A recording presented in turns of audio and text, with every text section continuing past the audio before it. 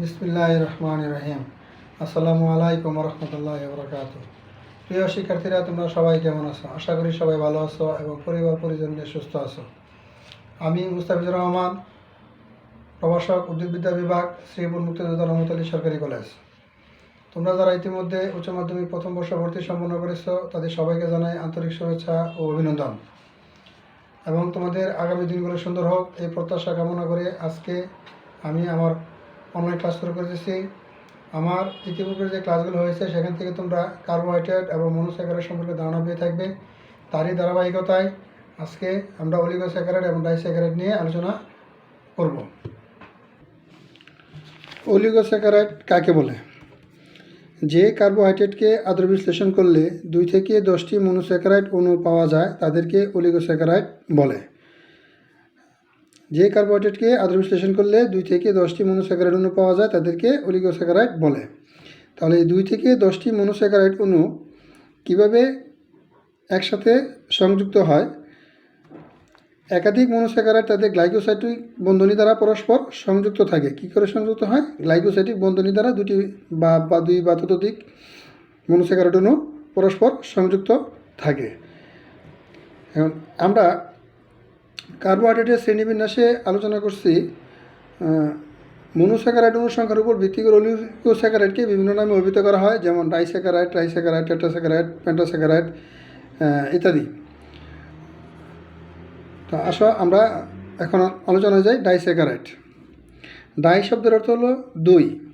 তাহলে ডাইস্যাকারাইডের সংখ্যা হলো যে কার্বোহাইড্রেটকে আদ্র বিশ্লেষণ করলে 2 অণু মনোস্যাকারাইড পাওয়া যায় তাদেরকে ডাইস্যাকারাইড বলে।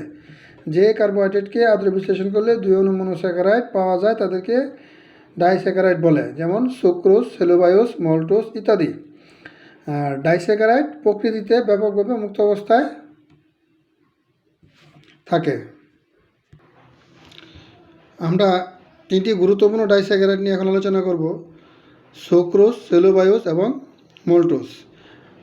আসলে প্রথমে আমরা সুক্রোজ নিয়ে আলোচনা শুরু করি।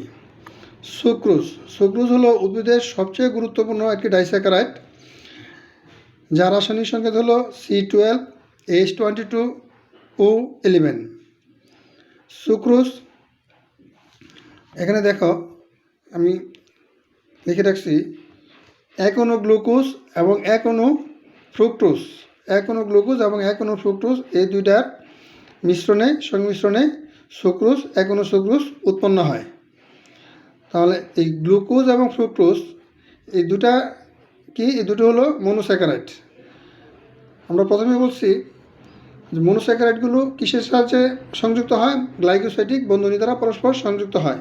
তাহলে সুক্রোজে গ্লুকোজ এবং ফ্রুক্টোজ গ্লাইকোসাইটিক বন্ধনী দ্বারা সংযুক্ত হয়ে সুক্রোজ উৎপন্ন করবে।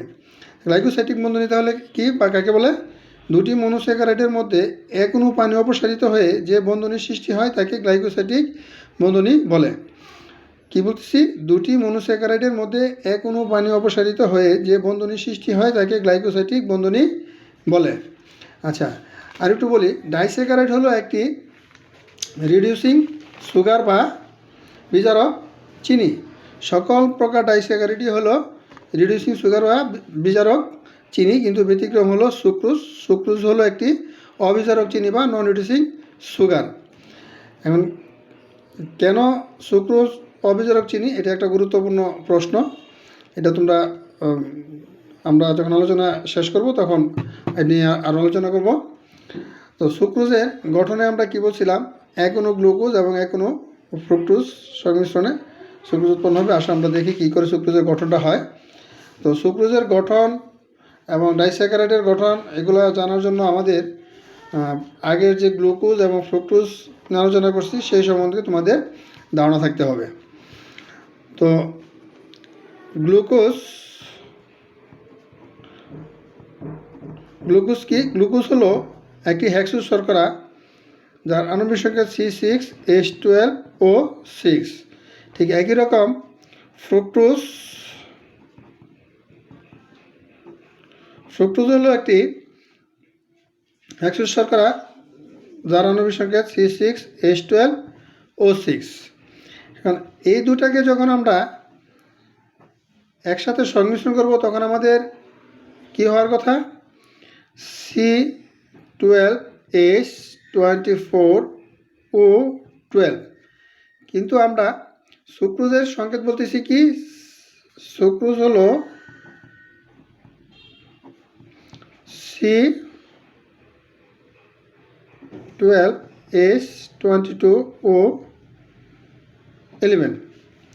তাহলে এখান থেকে দেখো, আমরা যদি এক অণু পানি অপসারিত করি, এক অণু পানি অপসারিত করলে আমরা কিন্তু এই সুক্রোজের আণবিক সংকেতটা পাই, C12H22O11। এটাই হলো সুক্রোজের আণবিক সংকেত। এবং আমি যেটা বলছিলাম, গ্লাইকোসাইটিক বন্ধনী দুটি মনোস্যাকারাইড অণু থেকে, দুটি মনোস্যাকারাইড থেকে এক অণু পানি অপসারিত হওয়ার ফলে যে বন্ধনী তৈরি হয় তাকে গ্লাইকোসাইটিক বন্ধনী বলে।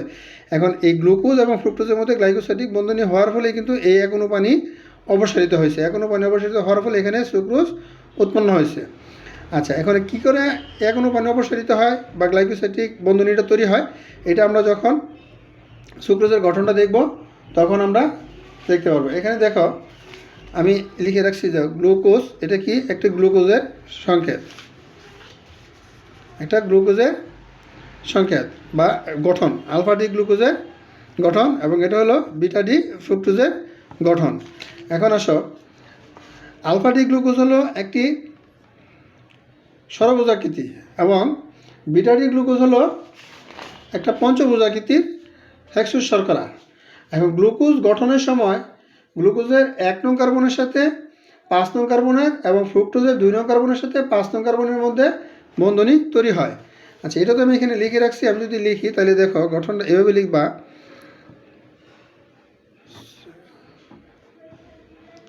1 2 3 নং কার্বন,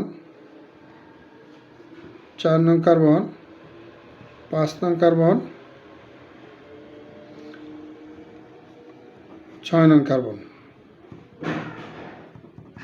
এই তাহলে আমরা এই কার্বনের হাতগুলো দিয়ে দিতে হবে। এবং কার্বনের হাতগুলো কি করে দেয়, এটা মানে কোথায় এইচ হবে কোথায় ও এস হবে, এটা আমরা গ্লুকোজের যে গঠন ইতিপূর্বে আলোচনা করা হয়েছে ওই ক্লাসগুলো যদি তোমরা ফলো করো তাহলে সহজেই আয়ত্ত করতে পারবা। এটা নিয়ে আজকে আর আমরা আলোচনা না করি।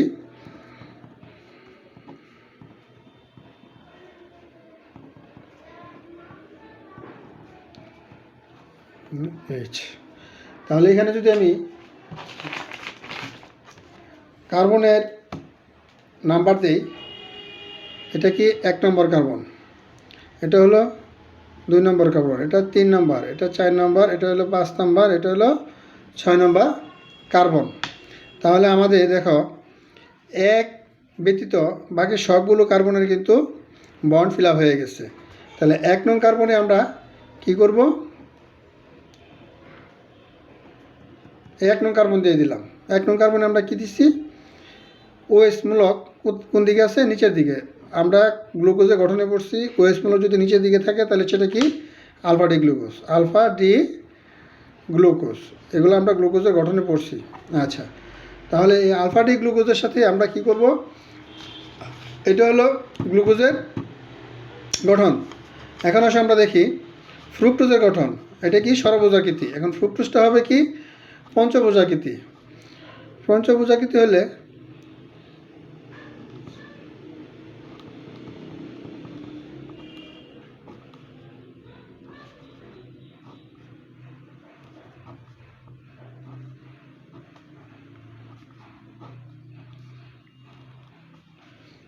এখানে যদি আমরা নাম্বারিং করি, এটা 1 নং কার্বন, এটা হলো 2 নং কার্বন, এটা 3 নং কার্বন, এটা 4 নং কার্বন, এটা হলো 5 নং কার্বন, এটা হলো 6 নং কার্বন। দেখো, এটা হলো ঘড়ির কাঁটার বিপরীত দিকে এবং এটা হলো ঘড়ির কাঁটার দিকে। এখান থেকে আমরা শুরু করছি 1 নং কার্বন, এবার এখান থেকে শুরু করছি 1 থেকে কার্বন, মানে বিপরীত দিকে। তাহলে এখানে আমরা কার্বনের বন্ডগুলো হাতগুলো ফিল আপ করে দিই। আচ্ছা, এইখানে হাতগুলো ফিল আপ করার সময় তোমরা একটু খেয়াল করে দেখবা, এখানে যদি আমি মনে করি একটি গ্লাস রেখে দিই, তাহলে দেখো এর সরাসরি এখানে 3 নং কার্বনে কী দেখতে পাই, এটা সরাসরি কিন্তু এখানে ওএস চলে আসে। তারপর এখানে এইচ আছে, এটা কি হবে, তাহলে এখানে এইচ হচ্ছে, এখানে ওএস হচ্ছে, আর এখানে একটা এইচ। এই হলো ফ্রুক্টোজের গঠন। তাহলে এটা হলো একটা বিটা ডি ফ্রুক্টোজ। এখন দেখো আমরা যেটা বলছিলাম, এখানে 1 নং কার্বন এবং 5 নং কার্বনের সাথে গ্লুকোজে বন্ধনী তৈরি হয়, অক্সিজেন বন্ধনী তৈরি হচ্ছে, এবং ফ্রুক্টোজের বেলা এই 2 নং কার্বন এবং 5 নং কার্বনের মধ্যে বন্ধনী তৈরি হচ্ছে। আমরা যদি এর ডাইরেক্ট এভাবে সংকেতটা লিখি, তাহলে দেখো CHO CHOS CH2OS 4, এটা কার, গ্লুকোজের।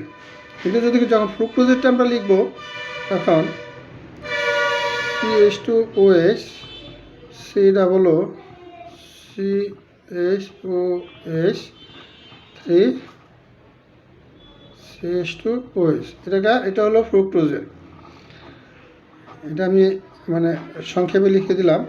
আমরা গ্লুকোজ এবং ফ্রুক্টোজের গাঠনিক সংকেতগুলো আমাদের পূর্ববর্তী ক্লাস আছে, সেগুলো তো ফলো করে দেখবা যে এখানে ওএসটা কোন দিকে, ওএস মিলকটা কোন দিকে হয়, এইচ মিলকটা কোন দিকে হয়, এটা সুন্দর করে বোঝানো যাচ্ছে। দেখো, তাহলে এখান থেকে আমরা দেখো যে জিনিসটা বুঝি, তাহলে এই সুক্রোজ গঠনের সময়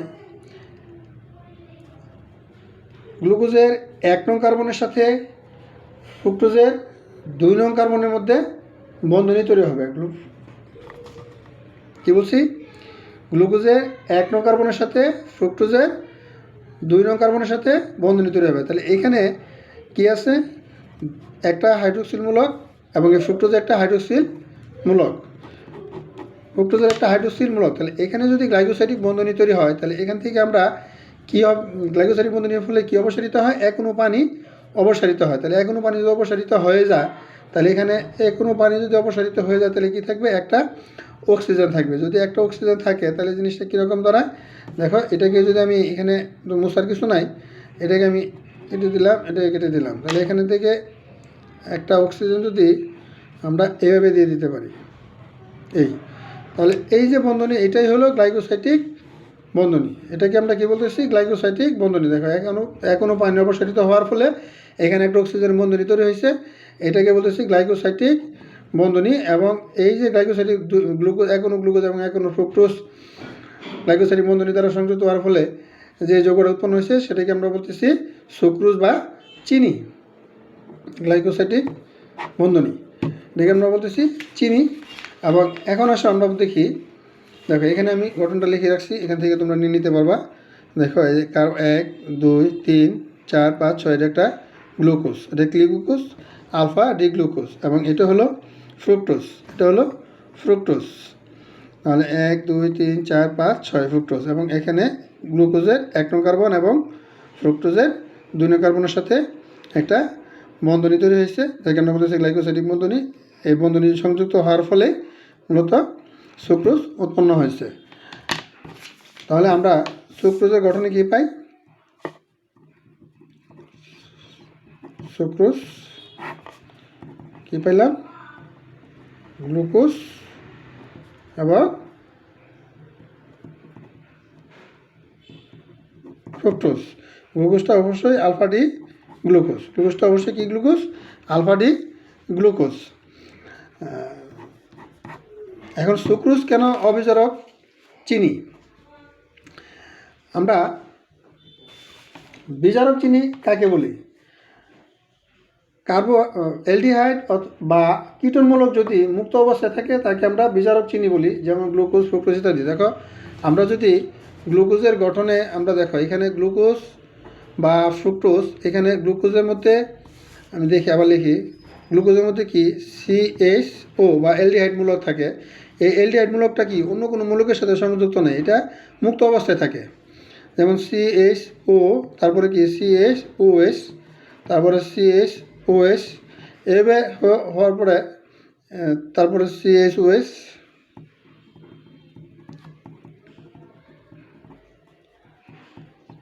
CH2OS। এখানে দেখো, 1 নং কার্বনের যে অ্যালডিহাইড মূলকটা আছে, সেটা মুক্ত অবস্থায় থাকে। তাহলে আমরা একে বলতেছি বিজারক চিনি। এবং ফ্রুক্টোজও ঠিক একই রকম, ফ্রুক্টোজের 2 নং কার্বনে ফ্রুক্টোজে 2 নং কার্বনে কীটনমূলক থাকে, এই কীটনমূলকটা কি মুক্ত অবস্থায় থাকে, এই জন্য ফ্রুক্টোজটা হলো বিজারক চিনি। তাহলে আমরা কি বলবো, অ্যালডিহাইড বা কীটনমূলক যদি মুক্ত অবস্থায় থাকে তাকে বিজারক চিনি বলে, যেমন গ্লুকোজ বা ফ্রুক্টোজ বা সকল প্রকার মনোস্যাকারাইড হলো বিজারক চিনি এবং সকল প্রকার ডাইস্যাকারাইড হলো বিজারক চিনি। কিন্তু শুধুমাত্র ব্যতিক্রম ডাইস্যাকারাইডের বেলা সুক্রোজে কিন্তু দেখো অ্যালডিহাইড বা কীটনমূলক কোথাও মুক্ত অবস্থায় নেই, অ্যালডিহাইড বা কীটনমূলক কোথাও মুক্ত অবস্থায় নেই। এই কারণে সুক্রোজকে বিজারক চিনি না বলে অবিজারক চিনি বলা হয়। অ্যালডিহাইড বা কীটনমূলক মুক্ত অবস্থায় না থাকার কারণে সুক্রোজকে অবিজারক চিনি বলা হয়ে থাকে। তা আশা করি তোমরা সুক্রোজ মোটামুটি সুক্রোজ সম্বন্ধে ধারণা লাভ করতে পারছো। এবার আসো আমরা দেখি পরবর্তী আমাদের যে উদাহরণ, যদি সুক্রোজটা ধারণা পেয়ে থাকো তাহলে পরবর্তীগুলো আমাদের আরেকটু সহজ হবে। তারপরটা আমরা দেখি মল্টোজ।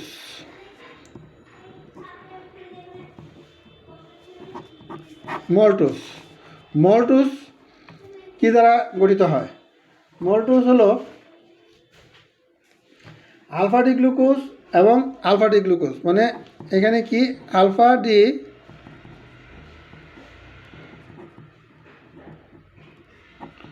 আলফা ডি গ্লুকোজ এবং আলফা ডি গ্লুকোজ দ্বারা মল্টোজ উৎপন্ন হয়। তাহলে কি 2 অণু, মানে একসাথে আমরা বলতে পারি, দেখো আমরা সুক্রোজ বেলায় পড়ছি কি 1 অণু গ্লুকোজ এবং 1 অণু ফ্রুক্টোজ, কিন্তু মল্টোজ হলো দুটোই গ্লুকোজ। তাহলে 2 অণু আলফা ডি গ্লুকোজ গ্লাইকোসাইডিক বন্ধনীতে আবদ্ধ হয়ে 1 অণু মল্টোজ উৎপন্ন করে, এবং এই মল্টোজের আণবিক সংকেত হলো C12H22O11। C12H22O11। তাহলে তার গঠনটা কীরকম হবে দেখো একটু বলি। এই আলফা ডি গ্লুকোজ এবং আলফা ডি গ্লুকোজ এটা কী হবে, পরস্পর 1 নং কার্বন এবং 4 নং কার্বনের সাথে গ্লাইকোসাইডিক বন্ধনী দ্বারা আবদ্ধ হবে। 1 নং কার্বন এবং 4 নং কার্বনের সাথে গ্লাইকোসাইডিক বন্ধনী দ্বারা আবদ্ধ হবে। তার গঠনটা কীরকম দেখো, আমি আবার একটা গ্লুকোজের গঠন অঙ্কন করি। C 2 নং কার্বন, 3 নং কার্বন, 4 নং কার্বন, 5 নং কার্বন, 6 নং কার্বন। আমরা আগেই বলছি গ্লুকোজে 1 নং কার্বন এবং 5 নং কার্বনের সাহায্যে বন্ধনী তৈরি হয়। তাহলে কি হবে, কি গ্লুকোজ? Alpha D glucose. যদি আলফা ডি গ্লুকোজ হয় তাহলে অবশ্যই হাইড্রোক্সিল মূলকটা কোন দিকে হবে? নিচের দিকে হবে। হাইড্রোক্সিল মূলকটা যেহেতু, এবং কোন কার্বনে হবে? 1 নং কার্বনে হবে। 1 নং কার্বনে হাইড্রোক্সিল মূলকের অবস্থানের জন্য কিন্তু গ্লুকোজটাকে আমরা আলফা ডি গ্লুকোজ বা বিটা ডি গ্লুকোজ হিসেবে চিহ্নিত করে থাকি। তাহলে 1 নং কার্বনে হাইড্রোক্সিল মূলকটা যদি নিচের দিকে থাকে তাহলে উপরে একটা হাইড্রোজেন মূলক হবে, উপরে একটা হাইড্রোজেন হবে। আচ্ছা, তাহলে 2 নং কার্বনে এখানে OH মূলক, এখানে H মূলক, এটাকে এখানে H, এখানে OH, এখানে H।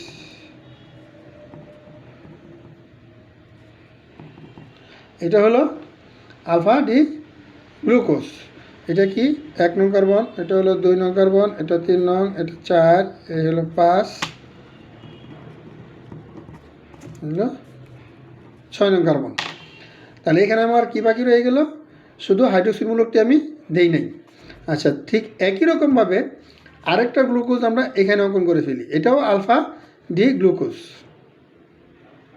1 নং কার্বন, 2 নং কার্বন, 3 নং কার্বন, 4 নং কার্বন, 5 নং কার্বন, এই 6 নং কার্বন। একই রকমভাবে এখানে কি হবে? হাইড্রোজেন দিয়ে দিলাম, H, OH, H, OH, H। তাহলে এইখানে আমরা কি বলছিলাম, যদি নাম্বারিং করি 1 নং কার্বন, 2 নং কার্বন, 3, 4, 5 এবং 6। দেখো এটাও কি গ্লুকোজ? Alpha D glucose. তাহলে এখানে অবশ্যই হাইড্রোজেন মূলকটা নিচের দিকে হবে। দেখো 1 নং কার্বন হাইড্রোজেন মূলকটা নিচের দিকে হওয়াতে আমরা এটাকে বলতেছি আলফা ডি গ্লুকোজ। তাহলে আমরা মোল্টোজে কী বলছি, গ্লুকোজের কোন কোন কার্বনের সাথে গ্লাইকোসিডিক বন্ধনী তৈরি হবে, 1 নং কার্বন এবং 4 নং কার্বনের সাথে, 1 নং কার্বন এবং 4 নং কার্বনের সাথে। তাহলে এইখানে আমার কী হওয়ার কথা, একটা হাইড্রোসিলমূলক হওয়ার কথা। তাহলে গ্লাইকোসিডিক বন্ধনী হওয়ার ফলে কী হবে, 1 নং কার্বনের হাইড্রোসিলমূলক এবং 4 নং কার্বন হাইড্রোসিলমূলক, এই দুটা থেকে এক অণু পানি কী হবে, অপসারিত হবে। এক অণু পানি কী হবে, অপসারিত হয়ে বের হয়ে যাবে। তাহলে এক অণু পানি যদি অপসারিত হয়ে বের হয়ে যায়, তাহলে এখানে একটা হাইড্রোজেন চলে গেল, এখানে একটা হাইড্রোজেন চলে গেল, তারপরে দুইটা অক্সিজেন থেকে একটা অক্সিজেন চলে গেল, একটা অক্সিজেন চলে যাওয়ার ফলে এখানে একটা বন্ড তৈরি হবে অক্সিজেনের।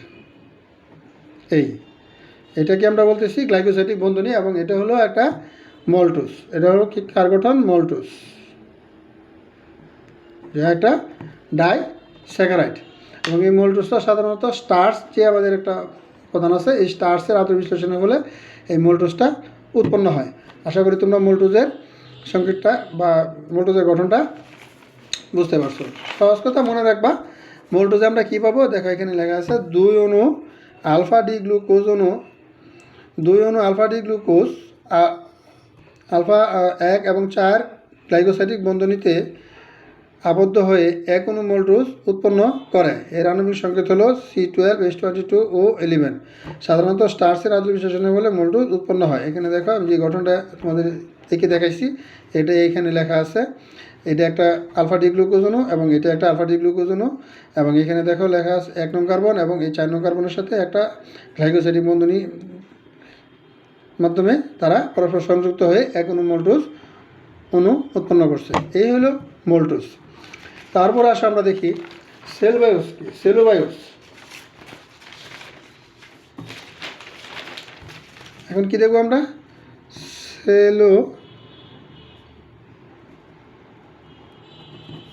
সেলুবায়োস কার কার সাহায্যে গঠিত হয়। সেলুবায়োসও তোমার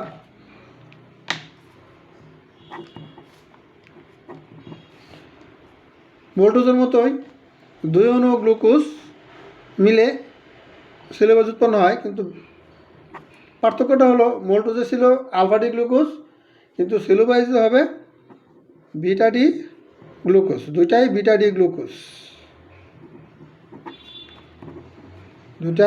ডি গ্লুকোজ, এটুকু মনে রাখবা।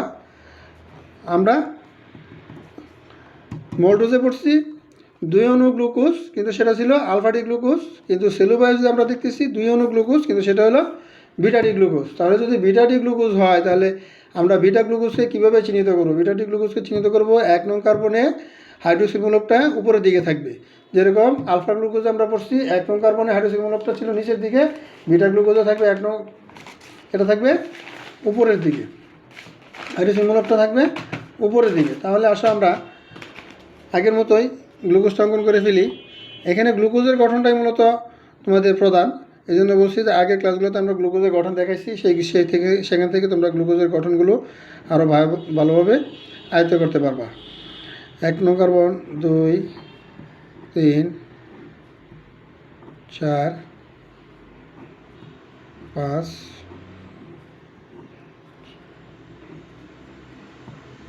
6। তাহলে আমরা কি করব, এখানে এই দিতে হবে, কেননা যেহেতু এটা বিটা ডি গ্লুকোজ, এটা মনে রাখতে হবে।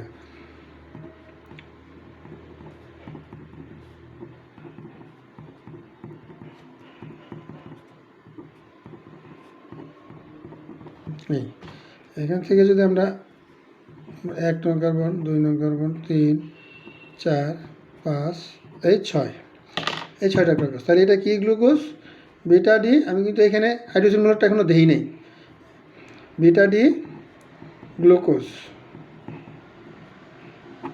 ঠিক একই রকমভাবে আরেকটা গ্লুকোজ আমরা এখানে অঙ্কন করে ফেলি, এটাও বিটা ডি গ্লুকোজ। 1 নং কার্বন, 2, 3, 4, 5, 6।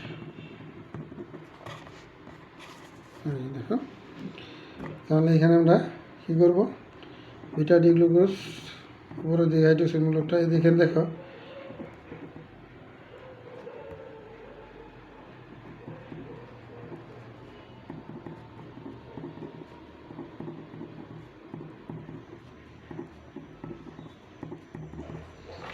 দেখো এটা 1 নং কার্বন, 2, 3, 4, 5 এবং এই 6 নং কার্বন। এখানে 1 নং কার্বন হাইড্রোক্সিল মূলকটা কোন দিকে আছে? উপরের দিকে আছে। তাহলে এটা কি glucose? Beta D glucose. Beta D glucose. এবার আসো আমরা দেখি আমাদের এখানে কি দিয়ে দিলাম আমি। আচ্ছা, আমরা তাহলে কি বলছি? সেলুলোজ কি? এটি একটি ডাইস্যাকারাইড বিজারক চিনি। দুটি গ্লুকোজ তাদের বিটা 1,4 লিঙ্কেজ দিয়ে সংযুক্ত হয়ে একটি সেলুলোজ তৈরি করে। মানে বিটা ডি গ্লুকোজ, দুইটা বিটা ডি গ্লুকোজের 1 নং কার্বন এবং 4 নং কার্বনের মাধ্যমে একটা বন্ধনী তৈরি হবে এবং সেটা কি কি বন্ধনী? গ্লাইকোসাইডিক বন্ধনী। তাহলে গ্লাইকোসাইডিক বন্ধনী তৈরি হয়, তাহলে কি অপসারিত হবে? পানি অপসারিত হবে। আমরা জানি H2O পানি অপসারিত হবে। কি অপসারিত হবে? H2O, মানে এখনও পানি অপসারিত হবে। তাহলে এখনও পানি অপসারিত করলে দেখো স্ট্রাকচারটা কীরকম হবে। এইখানে হাইড্রোক্সিল মূলকটা 1 নং কার্বনের কোন দিকে আছে? উপরের দিকে। কেন? এটা বিটা ডি গ্লুকোজ। কিন্তু এইখানে এই গ্লুকোজে 4 নং কার্বন হাইড্রোক্সিল মূলকটা কোন দিকে আছে? নিচের দিকে আছে। তাহলে এখানে আমরা বন্ধনীটা তৈরি করবো কীভাবে? এখান থেকে এখনও পানি অপসারিত হবে। এখনও পানি অপসারিত করলে এখানে এই হাইড্রোজেন এবং এই হাইড্রোজেন থেকে এখনও পানি অপসারিত হয়ে গেল। তাহলে এটা কি হলো?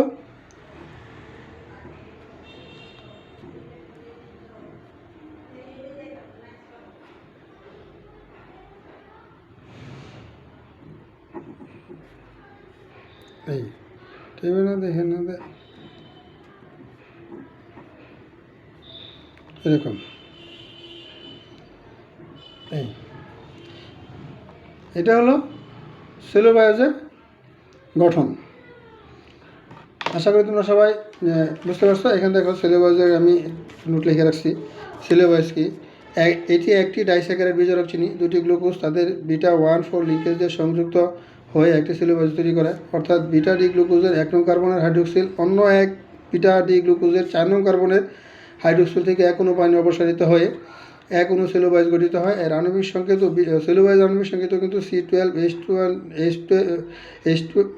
C12H22O11 এবং সেলুলোজ একটি ডাইস্যাকারাইড বিজারক চিনি। এখন দেখো এখানে আমরা সেলুলোজের অঙ্কনটা দেখো, সেলুলোজের গঠনটা দেওয়া আছে। ঠিক একই রকমভাবে আমরা শুধু জাস্ট তোমাদের গ্লুকোজের গঠনগুলো যদি তোমরা ভালোভাবে আয়ত্তন করতে পারো তাহলে এই ডাইস্যাকারাইড আর কোনো সমস্যা থাকার কথা না। তো আবার একটু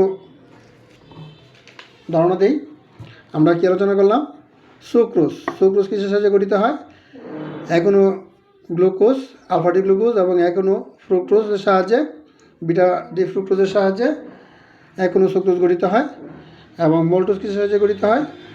2 অণু আলফা ডি গ্লুকোজের সাহায্যে মল্টোজ গঠিত হয় এবং মল্টোজে লিঙ্কেজটা তৈরি হয়, গ্লাইকোসাইডিক বন্ধনী তৈরি হয় আলফা 1,4 কার্বনের সাথে। এবং সেলুলোজের বেলায় 2 অণু গ্লুকোজ তৈরি হয় এবং সেটা হলো বিটা ডি গ্লুকোজ। এবং এই ক্ষেত্রেও বিটা 1,4 লিঙ্কেজের সাহায্যে সেলুলোজ উৎপন্ন হয়। মূলত এই হলো আমাদের ডাইস্যাকারাইড। তো আজকে আমরা এখানেই সমাপ্তি করব। তোমাদের উজ্জ্বল ভবিষ্যৎ কামনা করে আজকের মতো এখানে বিদায় নিচ্ছি এবং আগামী ক্লাসগুলোতে তোমরা ভালোভাবে অংশগ্রহণ করবা সেই আশাবাদ ব্যক্ত করে সবাইকে ধন্যবাদ জানিয়ে আজকের মতো বিদায় নিচ্ছি। আসসালামু আলাইকুম।